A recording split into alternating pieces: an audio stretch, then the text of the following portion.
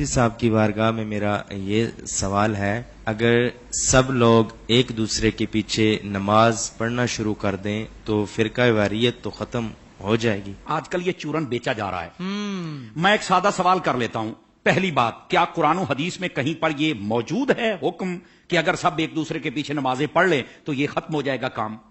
کوئی دلیل کہا جی یہ تو نہیں ہے۔ میں نے کہا نہیں ہے نا، تو پھر میری دوسری بات بتائیے۔ اگر کسی بندے کی قراءت ٹھیک نہیں، یعنی وہ قرآن صحیح نہیں پڑھ سکتا، اس کے پیچھے نماز ہو جائے گی؟ بولے نہیں، اس کے پیچھے تو نماز نہیں ہوگی۔ تو میں ایک سادہ بات کہنے لگا ہوں، سارا سمجھ آ جانا چاہیے۔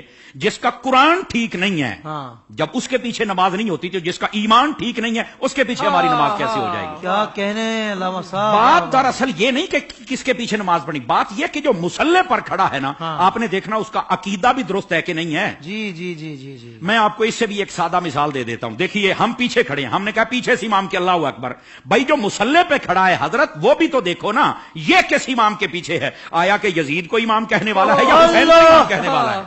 کیا کہنے، ذرا اس بات کو سمجھو نا۔ حالانکہ جب حضرت امام حسین کو ہم امام کہتے ہیں تو ہم بیچ میں صحابہ کرام علیہم رضوان کا لحاظ بھی رکھتے ہیں، یہ یاد رکھ لیجئے۔ لیکن میں نے ایک اشارہ دیا ہے، آقا کریم علیہ السلام نے ارشاد فرمایا ان اللہ اختارنی واختار لی اصحابی واختار لی منہم اربع۔ فرمایا اللہ نے سب سے پہلے میرا انتخاب فرمایا، میرے بعد میرے صحابہ کا انتخاب فرمایا، پھر میرے لیے ان میں سے 4 کو چنا، حق 4 یار بھی آ گئے، ٹھیک ہے۔ پھر اس کے بعد فرمایا، اس کے مختلف پہلو آگے ہیں، مختلف الفاظ و طرق و سند، یہ روایت ہے، لیکن ایک روایت یہ بھی ہے، فرمایا ان قریب ایک قوم آئے گی ینتقصونہم ویسبون اصحابی، جو میرے صحابہ کرام میں سے نقص نکالے گی، عیب نکالے گی اور گالیاں دے گی۔ فرمایا جب یہ آئے تو حضور ہم نے کیا کرنا ہے؟ فرمایا لا تواکلوہم ولا تشاربوہم ولا تسلموا علیہم ولا تصلوا معہم ولا تناکحوہم او کما قال علیہ السلام۔ میرے آقا کریم علیہ السلام نے فرمایا نہ ان کو سلام کہنا ہے، نہ جواب دینا ہے، نہ رشتہ دینا ہے، نہ لینا ہے، نہ روٹی پکا کے ڈالنی ہے، نہ ان کے ساتھ کھانی ہے۔ اور میرے نبی کریم علیہ السلام نے فرمایا مر جائیں تو جنازہ نہیں پڑھنا، ان کے ساتھ نماز نہیں پڑھنی، سمجھ آ رہی؟ ان کے ساتھ نکاح نہیں کرنا۔ تو میں نے کہا یہ ہمیں چورن مت بیچو، ہم نے حضور کی حدیث پڑھی ہوئی ہے۔ واہ واہ واہ۔ اگر کوئی چاہتا ہے کہ ہمارے سامنے کھڑا ہو کر ہمارا امام بنے، امام بننے سے پہلے بندہ بن کے مجھے یہ بھی بتائے تیرا نبی کے بارے میں کیا عقیدہ ہے، تیرا صحابہ کے بارے میں کیا عقیدہ ہے، تیرا افضلیت صدیق اکبر بکار بارے میں کیا عقیدہ ہے، تو کل صحابہ کو جنتی مانتا ہے یا نہیں مانتا، تو نبی پاک کی اہل بیت کے بارے میں کیا کہتا ہے؟ یہ سارے عقیدے مجھے بتا دے، میں تیرے پیچھے کھڑا ہو کے نماز پڑھ لوں گا۔ کیا کہنے، کیا کہنے۔ ویسے یہ جو نمازوں کا شوق ہے نا، میں صرف اتنی بات بتا دوں بھائی جان، یہ ترمذی شریف میں روایت موجود ہے، ایسی روایات جب آتی ہیں تو پھر بیٹھ جاتے ہیں کیڑے مکوڑے، یتیم العلم یزید الفکر، وہ بیٹھ کے کہتے ہیں کہ نہیں یہ یوں نہیں، یہ یوں نہیں، یہ ٹھیک نہیں۔ میں نے کہا حضرت جب آپ کی اصل ہی ٹھیک نہیں تو آپ کو یہ بات کیسے سمجھ آئے گی؟ نبی پاک علیہ السلام تشریف فرما ہے، ایک شخص آ گیا، اس نے کہا حضور فلاں شخص فوت ہو گیا، جنازہ پڑھانا۔ فرمایا ہم نے نہیں پڑھانا اس کا، حالانکہ مشکاہ شریف پڑھ لو، حضور نے فرمایا جب کوئی فوت ہو جائے مجھے بتا کرو، جنازے میں پڑھاؤں گا۔ جی آپ اس بات کا اظہار فرمایا کرتے تھے کہ جنازہ میں نے پڑھانا، میں نے مفہوماً و مختصراً بات سنائی ہے، اس کا جنازہ کیوں نہیں پڑھا؟ جب سوال پوچھا گیا تو آقا کریم علیہ السلام نے فرمایا انہ کان یبغض عثمان ابن عفان، یہ میرے عثمان سے بغض رکھتا ہے۔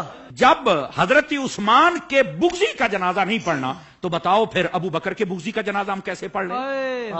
بتائیے کیسے ہم ان کے پیچھے نمازیں پڑھ لیں اور ان کے آگے کھڑے ہو کر ان کے جنازے پڑھائیں اور ان کے ساتھ ہم پیار کی پینگیں چڑھائیں اور ہم ان کو جفیاں ڈالیں؟ بھائی ان سب کو سمجھنا چاہیے یہ ڈائریکشن ہے، سیدھی سیدھی سڑک یہ شفاعت نگر کی ہے، اس سڑک پر آ جائیں جس کا نام راستہ اہل سنت ہے، ہم تمہارے پیچھے کھڑے ہو کر نمازیں پڑھنے کے لیے تیار ہیں۔ تو جب عقیدہ ہی واضح نہیں ہے تو آڈی پنجابی کہتے ہیں ویخ کے زہر تو کوئی نہیں پیندا۔ حضور شاہ صاحب ہماری پنجابی ویخ کے زہر تو کوئی نہیں پیندا، تو پھر ہم تو نہیں پی سکتے۔ ویسے اگر کسی کو زیادہ شوق ہو نا، بس نہیں وہ قرآن پڑھتے ہیں تو چھوڑو جی چھوڑو، داڑھی بھی ہے تو چھوڑو جی چھوڑو، مصلے پہ ہے، تو میں نے کہا آبا صاحب اللہ کی تفسیر اٹھا کے دیکھ لے، یہ تیرا شوق بھی پورا ہو جائے گا۔ حضرت حافظ صاحب ہوا یہ کہ حضرت فاروق اعظم کا زمانہ اقدس ہے، ایک قریب محلے میں امام آ گیا، اس کو نماز کے لیے ہر نماز کے اندر جب وہ قرات کرتا ہے تو آبا صاحب تولا پڑھتا ہے۔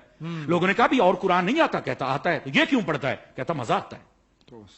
اچھا، انہوں نے کہا ذرا حضرت فاروق اعظم کی خدمت میں لے کے چلے۔ حضرت فاروق اعظم کو بتا آپ نے طلب فرما لیا، واقعہ لمبا ہے، آپ نے طلب فرما لیا۔ آپ نے جب طلب فرمایا تو آپ نے کہا کیوں پڑھتا ہے؟ کہتا ہے مجھے نا اصل میں مزہ آتا ہے، اس لیے کہ اس میں معاذ اللہ اس کی سوچ دیکھو، پڑھ سب کچھ رہ گئے لیکن سوچ دیکھو اس کی۔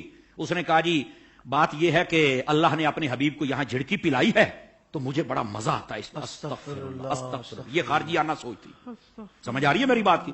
یہ توہین کی سوچ تھی. یہ کامل و اکمل لوگوں کا یہ شیوہ ہی نہیں ہوتا. اور ایسی جو ہمارے سامنے مثالیں ہوتی ہیں نا وہ ہمیں سمجھنے کے لیے مثالیں ہوتی ہیں. اور پھر ایسے لوگوں کا حشر کیا وہ بھی سننا ذرا. ٹھیک ہے. حضرت فاروق اعظم نے اچھا تجھے مزہ آتا ہے؟ کہا بالکل. آپ نے تلوار منگائی اور 2 ٹکڑے کر دیے اس کے. آپ نے فرمایا ودوحا پڑھ کے تجھے مزہ نہیں آتا؟ وما ارسلناک الا رحمۃ للعالمین پڑھ کے تجھے مزہ نہیں آتا؟ انا اعطیناک الکوثر پڑھ کے مزہ نہیں آتا؟ ورفعنا لک ذکرک پڑھ کے مزہ نہیں آتا؟ یعنی جو قرآن پڑھ کے دل میں توہین مصطفیٰ کی رکھے جب اس کے پیچھے نہیں ہوتی تو جو سر عام میلاد پر کفر کے فتوے لگائے ان کے پیچھے کیسے ہو جائے گی؟ سوشل میڈیا پر اسلام کی صحیح تعلیمات جاننے کے لیے ابھی حافظ سائر قادری کا نیا YouTube channel Islamic digital studio subscribe کر لیں اور ہاں نوٹیفیکیشن بیل آئیکن کو بھی پریس کر لیں تاکہ ہماری نئی ویڈیوز آپ تک بر وقت پہنچ سکیں.